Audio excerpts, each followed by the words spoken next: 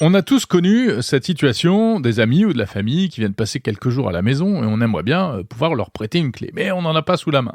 Ou bien on veut leur ouvrir la porte à distance alors qu'on n'est pas là. Ou bien encore, on a perdu ou on s'est fait voler ses clés, donc il faut changer toute la serrure. Tout ça, c'est parce que nos serrures actuelles d'appartements ou de villas même sont quand même un peu antiques, on va dire, avec des clés qu'il faut aller refaire chez le serrurier si on en a besoin, etc. Mais heureusement, il y a la technologie et la solution, c'est la serrure connectée. Enfin, serrure connectée, ça veut dire beaucoup de choses. Parce que c'est pas simple comme question, il existe plusieurs types de serrures avec des fonctions différentes. Il y a pas mal de produits sur le marché, notamment des marques françaises comme Nuki, Somfy, Vachette, etc. Un nouvel acteur arrive, c'est le français Netatmo, connu pour ses objets connectés pour la maison, thermostat, caméra, etc. Il lance sa première serrure connectée. C'est l'occasion de faire le point sur ce sujet qui nous concerne potentiellement tous et à propos duquel il y a beaucoup de questions.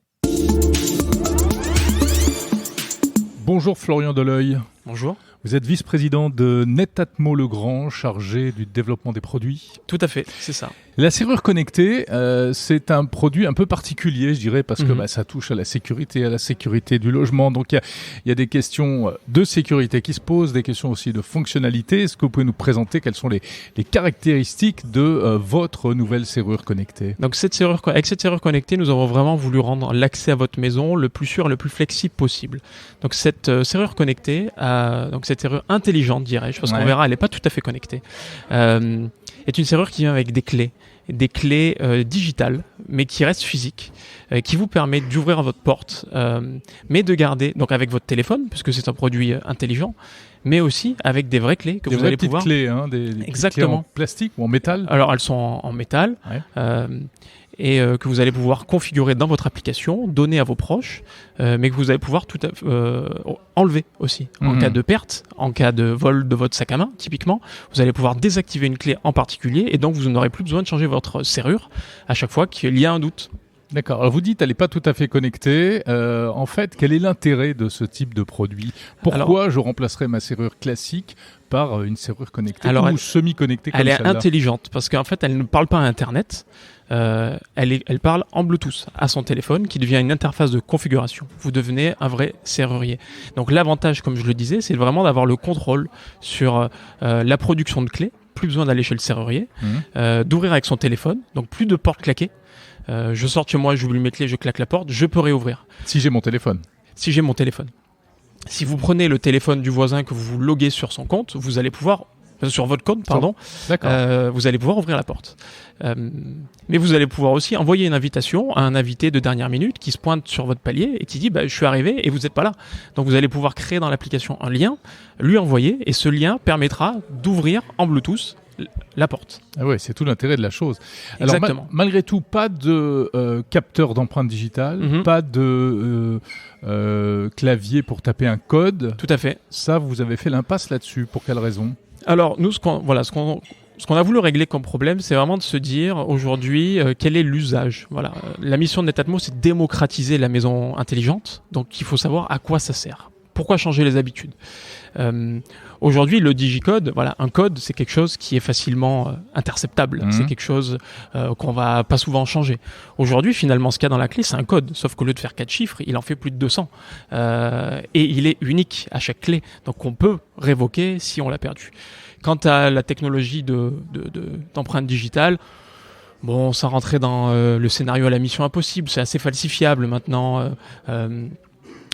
Donc c'était un peu trop science-fiction. Nous, ce qu'on veut, c'est vraiment régler un problème qui est je veux pas rester coincé à la porte, je veux donner accès et je veux surtout me dire j'ai prêté en Airbnb, j'ai prêté mes clés, je n'ai aucune idée de si la personne a fait une copie. Aujourd'hui, ces clés sont inviolables, incopiables. Le serrurier ne peut pas faire une copie de cette clé. Contrairement aux clés dites sécurisées, de temps en temps, il y a cette fameuse carte de propriété, mais vous ne savez pas vraiment si le serrurier ne peut pas la copier sans cette carte. Aujourd'hui, c'est impossible avec notre système. D'accord. Donc vraiment, vous avez insisté très fort dès le départ sur l'aspect sécurité. Exactement. Je crois même que vous faites des tests d'intrusion informatique comme on fait dans les entreprises pour tester la solidité des réseaux. Tout à fait. Donc on travaille avec une entreprise française qui s'appelle Synactive et qui s'est illustrée sur la scène internationale il n'y a pas très longtemps en montrant un hacking de Tesla, donc du Bluetooth. Et donc c'est une entreprise qu'on a fait venir dès le début du développement, donc il y a 2-3 ans, on leur a donné tout. Le produit, le code source, et on leur a dit, dites-nous s'il y a des vulnérabilités. Et ils en parlent mieux que moi. Ils en ont trouvé, qu'on a corrigé tout de suite. Et aujourd'hui, on est arrivé à la fin de ce qu'ils avaient trouvé.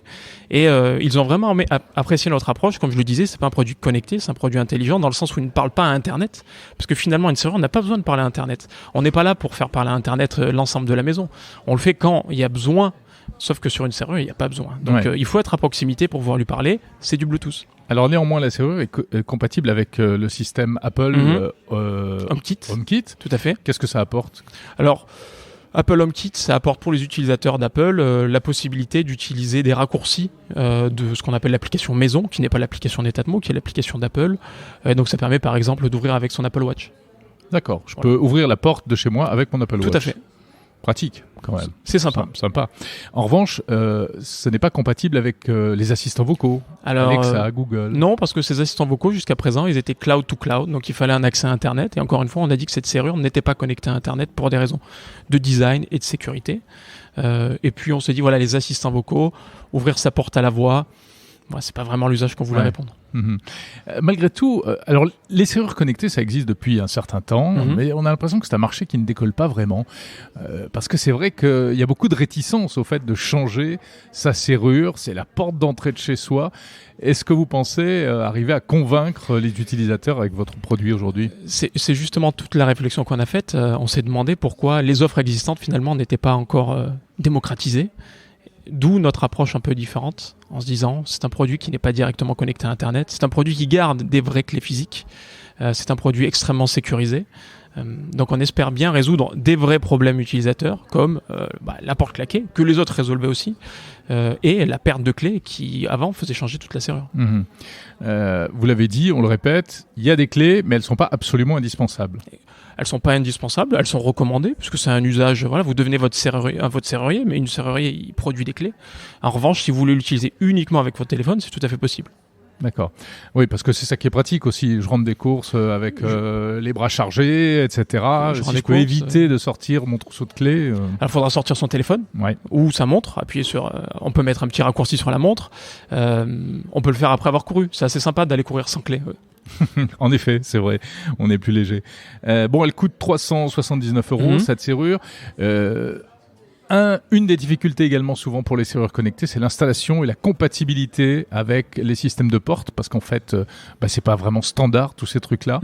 Est-ce que qu'est-ce qui me garantit que votre serrure pourrait fonctionner chez moi ? Alors plusieurs choses. Le premier, c'est on propose sur notre site internet un outil de compatibilité qui vous permet, en répondant à quelques questions, de vérifier si votre porte est compatible.